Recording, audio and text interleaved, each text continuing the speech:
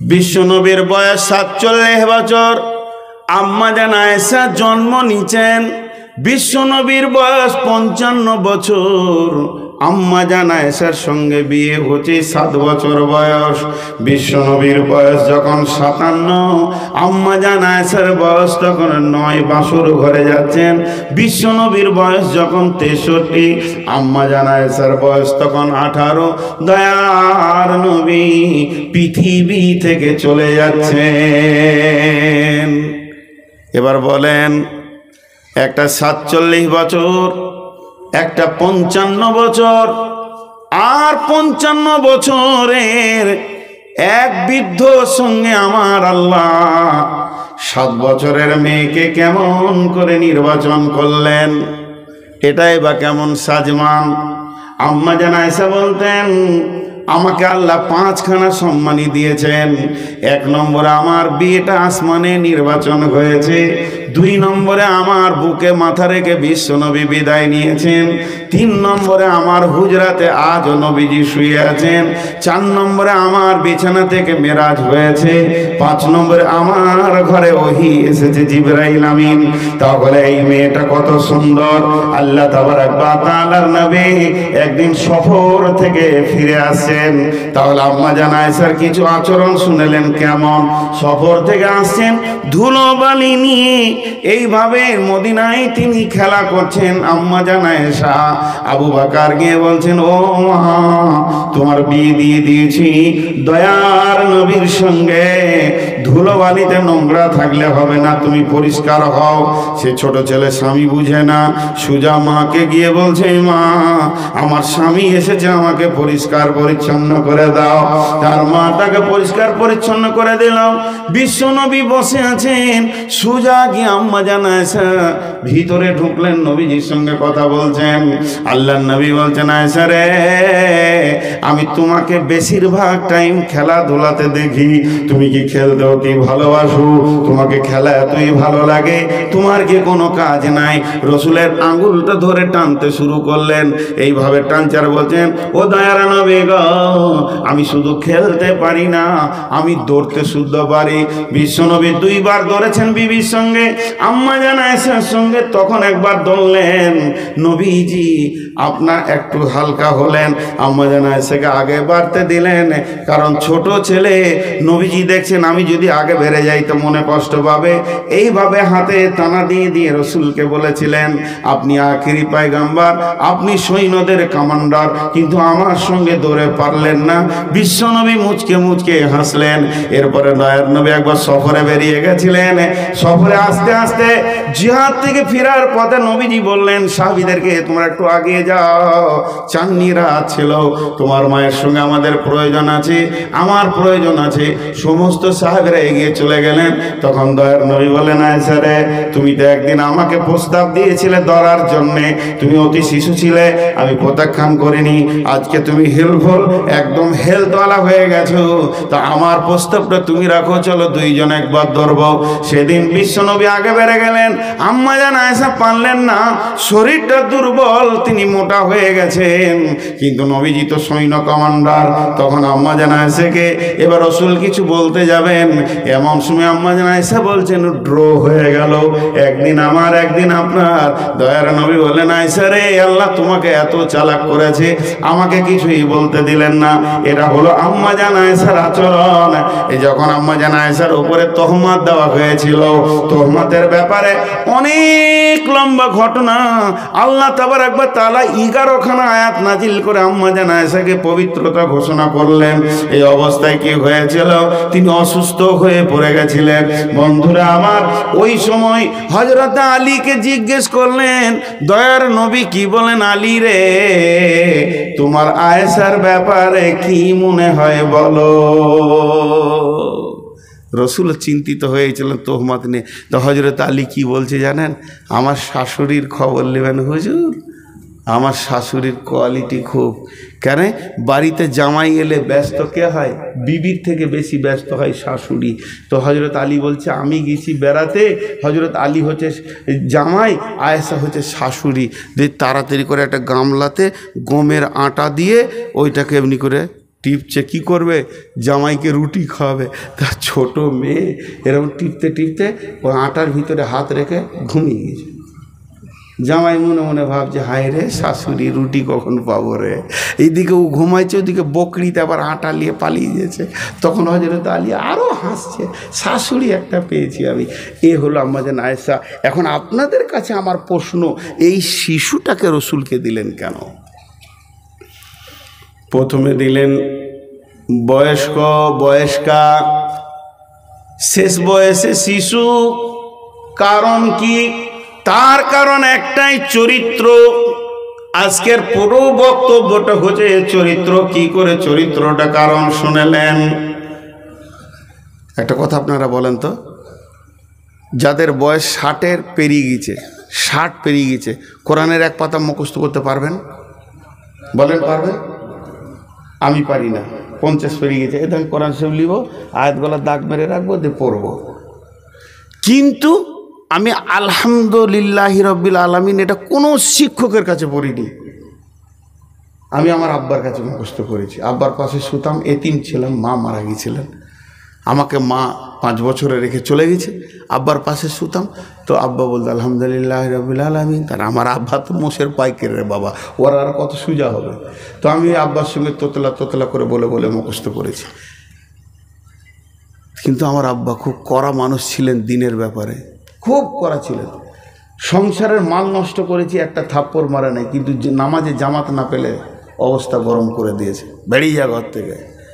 এরকম করা ছিলেন, আল্লাহওয়ালা ছিলেন। এই জন্য তিনটে বড় ভাই আমাদের একটু নর্মাল বুদ্ধি কম, বাকি 3টে ছেলেকে আলেম হাফেজ করেছেন। তো যাই হোক, সে কথা নয়। এখন সেই সূরা ফাতিহা আমি মুখস্থ করেছি আব্বার কাছে তোতা পাখির মতো। আর আমি যদি ঘুমিয়ে থাকি, বিভোর ঘুমাই, আর এখানকার হেড মৌলানা যদি উঠিয়ে দেয়, বলে নূর মোহাম্মদ একবার 5 সূরা ফাতিহাটা বলো, ঘুমের ঘোরে বলবো, তারপরেও ভুল হবে না। কথা ঠিক বললাম না ভুল? তাহলে শিশু অবস্থায় মুখস্থ ভালো হয়। আপনারা একবার মুখ খোলেন, শিশু অবস্থায় মুখস্থ ভালো হয়, বৃদ্ধ অবস্থায় মুখস্থ করা সম্ভব। তাহলে আম্মাজান আয়েশা, নবীজি কেমন ভাবে চলছেন, উঠছেন, বসছেন, খেয়েছেন, এগুলো সব হাদিসে লেখা হচ্ছে। রাসূলুল্লাহ সাল্লাম ডান হাতে খেয়েছেন। রাসূলুল্লাহ সাল্লাম খাবারের পানিতে শ্বাস দেয়নি, পানিকে 3 বার খেয়েছেন। এইভাবে যে হাদিসগুলো পরপর চলে আসছে। নবীজি সফর কেমন করতেন, নবীজি পেশাব কিভাবে করতেন, পায়খানা কিভাবে করতেন, কে বর্ণনা করবে, কে দেখেছে? আবু হুরায়রা দেখেছে, আবু বকর দেখেছে, ওসমান দেখেছেন, আলী দেখেছেন। এইভাবে সমস্ত রাবীরা বলবে রাসূলুল্লাহ সাল্লাম কেমন করে খুতবা দিয়েছেন। হযরতে হাসান বলবেন, হুসেন বলবেন, রাসূলুল্লাহ সাল্লাম হাত কোথায় বেঁধেছেন, সমস্ত সাহাবীরা বলবেন, আবু জার বলবেন, জাবের বলবেন, জুবাইর বলবেন। তার মানে রাসূলের জীবনে যা কিছু আমল ঘটেছে সাহাবীরা দেখবেন আর বলবেন। কিন্তু বন্ধুরে, এমন একটা জায়গা আছে সেখানে হাসানো যাবে না, হুসানো যাবে না, মা ফাতেমারও যাওয়ার অর্ডার নাই। সেটা হচ্ছে স্বামী স্ত্রী যখন বাড়ির ভিতরে ঢুকে যাবে, তারা যখন তাদের দৈহিক চাহিদা নিয়ে বাড়ির ভিতরে পৌঁছে যাবে, ওই জায়গাতে পৌঁছাতে পারবে না। হাসানের মতো কচি মাথাটা, হোসেনের মতো কচি মাথাটা পৌঁছাতে পারবে না। ওই জায়গা ফাতেমা যাওয়ার অর্ডার নাই, দরজা লেগে গেছে, স্বামী স্ত্রী থাকবে।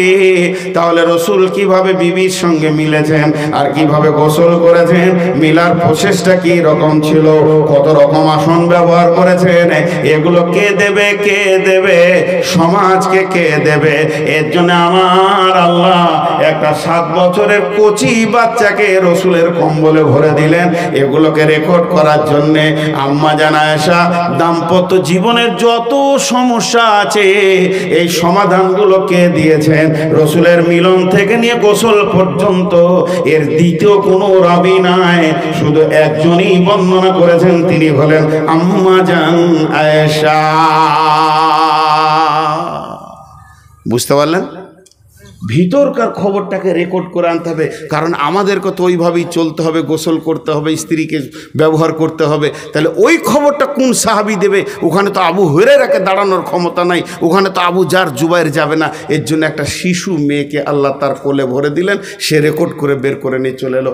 একটা আপনাদের সামনে তুলে ধরি, উজু করার পর স্ত্রীকে চুমা দেওয়া যাবে কি যাবে না, এই নিয়ে সমস্যা মদিনাতে বসে গেল। রসুল্লাহ সাল্লাম আর নাই পৃথিবীতে। হাজি উজু করার পর রসুল স্ত্রীকে চুমা দেওয়া যাবে, কাকে শুধাবি? বুড়ি গলার মাথায় মনে নাই, অন্য বিবিদের মাথায় মনে নেই, বলছে আয়েশাকে জিজ্ঞেস করবে। সাহাবীরা বললেন, উম্মুল মুমিনিন আম্মা জান আয়েশা, উজু করার পর কি স্ত্রীর গালে চুমা দেওয়া যায়? এর জন্য কি উজু ভাঙবে না? তখন আম্মা জান আয়েশা বললেন, দয়ার নবী বাড়িতে উজু করতেন, উজু করার পর পোশাক পরতেন, আতর মাখতেন, পাগড়ি বাঁধতেন, নামাজ পড়ার জন্য যেতেন। কখনো কখনো আমি রাস্তায় ধারে দাঁড়িয়ে থাকতাম বারান্দার দিকে, বিশ্ব নবী নামাজ পড়াতে যেতে যেতে রাস্তায় হাঁটতে হাঁটতে আমার গালে ছুটুক করে চুমা দিয়ে চলে যেতেন। এতে কোনো অসুবিধা হবে না, সেক্সুয়ালভাবে চুম দেওয়া যাবে না, তবে স্ত্রীকে আনন্দ দেওয়ার জন্যে ঠোঁটে মুখে একটা চুটুক করে চুম দিয়ে নামাজ পড়তে চলে যান, এর জন্য উজু ভাঙবে না। সমস্যা সমাধান করলো কে? না আম্মা জান আয়েশা। এর জন্য আমার আল্লাহ বললেন, নবী হে ফাআম্মাল ইয়াতীমা ফালা তাকহার ওয়া আম্মাস সাইলা ফালা তানহার। তোকে আমি যেভাবে তিলে তিলে মহব্বত দিয়ে মানুষ করেছি, পৃথিবীর বুকে খবরদার এতিমদেরকে ধমকে কথা বলিও না, এবং তোমার দরজায় যে ভিক্ষা চাইতে আসবে তাকে তুমি ঝিড়কে কথা বলিও না। ও আম্মা বিনিআমাতি রব্বিকা ফাহাদ্দিস। হে আমার নবী, তোমাকে যে তোমার রব এতগুলি নিয়ামত দিয়েছে, এগুলো লোকের কাছে তুমি প্রকাশ্যে বলে বেড়াও। কথা বুঝাতে পারলাম? আরে জানা হ্যাঁ না বলেন? পুরো সূরাটা তাফসীর হয়ে গেল, কিন্তু দুটো কথা বাকি আছে, উঠবেন না। দুটো কথা বাকি আছে। একটা কি, যে আল্লাহ যে তার রসুলকে বলেছে যে আমি তোমাকে অতি সত্বর কিছু দিব, তুমি রাজি হয়ে যাবে। তিনি দিয়েছেন কি? দিলে তো হাদিসে আসতো, কিচ্ছু দেয়নি, কিচ্ছু দেয়নি। দিব বলেছেন আল্লাহ, তার মানে রসুল পাননি, চলে গেছেন। কিন্তু আমার আপনার কাছে রসুল মারা গেছেন, আল্লাহর কাছে মরেছে না, আল্লাহর কাছে আছে। দুনিয়াতে ছিল, কাছে নিয়েছে, আছে, তা আল্লাহ দেবেন। একটা তাফসীরে লিখেছে, সূরা মারিয়ামের ভিতরে দুইখানা আনন্দদায়ক তাফসীর পেয়েছি। 71 নম্বর আয়াতের তাফসীর দেখতে দেখতে একদিন গভীরে পৌঁছে গেলাম, তখন দেখছি এক জায়গায় লিখেছে, কঠিন কিয়ামতের দিনে আমার নবী যখন কাঁদবেন, তখন আমার আল্লাহ বলবেন, নবী হে, সেই ওহী বন্ধ করে তোকে বলেছিলাম যে আমি তোকে খুশি করে দিব, এমন প্রাইজ দিব, আজকে তুই কাঁদছিস উম্মতের জন্যে, তোর উম্মতগুলোকে আমি জান্নাতে দিয়ে খুশি করে দিব। এটাই হচ্ছে একটা প্রাইজ। কি প্রাইজ আল্লাহ রেখেছে দেখেন, তোর উম্মতগুলোকে আমি জান্নাতে দিয়ে তোকে খুশি করে দেবো, যা, আমি তোকে রাজি করব বলেছি। 2 নম্বর একটা তাফসীর পেয়েছিলাম, জান্নাতের ভিতরে এমন কিছু লোক আছে মনকে ভারী করে ঘুরবে, মনে শান্তি পাবে না, মনে আনন্দ পাবে না, জান্নাতের এত নিয়ামত, তারপরও তার মন ভালো থাকবে না। বোন আমার, মা আমার, খালা আমার, তার মনটা কেন ভালো থাকবে না? রব জিজ্ঞেস করবে, গোলাম রে, মেহমান রে, আমার জান্নাত কি তোকে আনন্দ দিতে পারছে না? তখন ওই লোকটা বলবে, মাবুদ, পৃথিবীর বুকে আমার একটা কলিজার টুকরা বন্ধু ছিল, জিগড়ি দোস্ত ছিল, তাকে সব জায়গায় নিয়ে ঘুরতাম, তাকে আমি জান্নাতে খুঁজে পেয়েছি না। বলে তার নাম বল। আল্লাহ জানার পরও বলবে, সে কে? বলে অমুক। বলে জি হ্যাঁ। বলে সে তো জাহান্নামে আছে। বলে আল্লাহ বলবে, এরই জন্যে আমার মন খারাপ হয়ে আছে।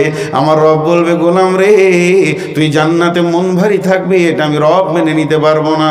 আমার মেহমান আমার ঘরে এসে মন ভারী করে থাকবে, এটা আমাকে আমাকে খারাপ লাগছে, ওই বন্ধুটাকে জাহান্নাম থেকে তুলে এনে ওর কাছে দিয়ে আল্লাহ খুশি করে দেবেন। তার মানে ভালো লোকের সঙ্গে সম্পর্ক রাখলে আল্লাহ তাবারক ওয়া তাআলা সেদিনও কিছু নিয়ামত দেবেন। অতএব বন্ধুত্ব করবেন তো ভালো মানুষের সঙ্গে করেন, তবে ওই লোকটাকে তুলবে একটা শর্তে, লোকটা যদি মুশরিক না হয়। দেখেন বুড়া মানুষ হাঁটতে হাঁটতে হেঁটেই দিলাম বেশি, একটু বেশি বলা হয়ে গিয়েছে, আপনাদের বিরক্ত হবে না। আমি আপনাদের কাছে 9 মিনিট চাইছি। ক মিনিট চাইলাম বলেন? ক মিনিট? 9 মিনিট হলে পুরো দুটো একটা বেজে যাবে, আমার একদম 2.5 ঘন্টা হয়ে যাবে। তো 9 মিনিট কেউ উঠবেন না, খালি বলেন ইনশাআল্লাহ। যে উঠে পালাবেন 9 মিনিটের আগে সে হাত তুলেন। দেখেন আল্লাহর সঙ্গে ওয়াদা করছেন। এখন এই 9 মিনিটে আমি যা কিছু বললাম জেরক্স, আমার পুঁজি কিছুই নাই, কোরআন থেকে। আজকে কোরআন আছে বলে আমরা সভ্য মানুষ, কোরআন চলে গেলে আমরা অসভ্য মানুষ। বিধায় কোন আল্লাহর গোলাম আছেন, এই কোরআন যিনি ভালোবাসেন, আজকে যার খিদমতে এই মহফিল, স্টেজটা যার জন্য, আমার জন্য নয়, কমিটির জন্য নয়, এর জন্যই। আল্লাহর গোলাম কেউ আছেন 5,000 10,000 দেনেওয়ালা। 9 মিনিট টাইম নিচ্ছি, কিন্তু আমি কথা বলবো এর মাঝে, আপনাদেরকে বিরক্ত লাগবে না। 9 মিনিট পেরিয়ে যা বুঝতে পারবেন না। মা, খালা, বোন, বেটি যতগুলি আছেন, একবার আল্লাহর হস্তে আপনারা যার কাছে যা আছে দেন। আরে বাবা ওখানে চাদরকে নিয়ে যাচ্ছ বাবা, আবার যাও রে বাবা। মেয়েদের ভিতরে আমি চাদর পাঠাচ্ছি, খালা খালা বললাম, মা বলছি 100-200 টাকা দিয়েন, 500 টাকা দিয়েন, ভিখারির মতো চাইছি। কোরআনের খিদমতে চাদর পাঠালাম, শিশুগুলো যাচ্ছে, আপনারা একবার ওদের হাতে দেবেন। আচ্ছা, আর পুরুষগুলো 9 মিনিট বসেন। মা বোনেরা যারে বাবা, যা যা যা যা 2-3টে চাদর যা বাপ, সোনামানি। মা বোনেরা মোটা রকম কিছু দেন, এখানে দিয়ে পাঠাবেন। ওই তোমরা গুটাও, এগুলো পাবে না, এগুলো গুটাও, এগুলো সর। সুবহানাল্লাহ। এখানে কেউ আসবে না, ডিস্টার্ব করলে আবার বেশি চালাক হয়েও না, তাহলে আর কোথাও করতে দিব না রেকর্ড। জি আপনারা উঠবেন।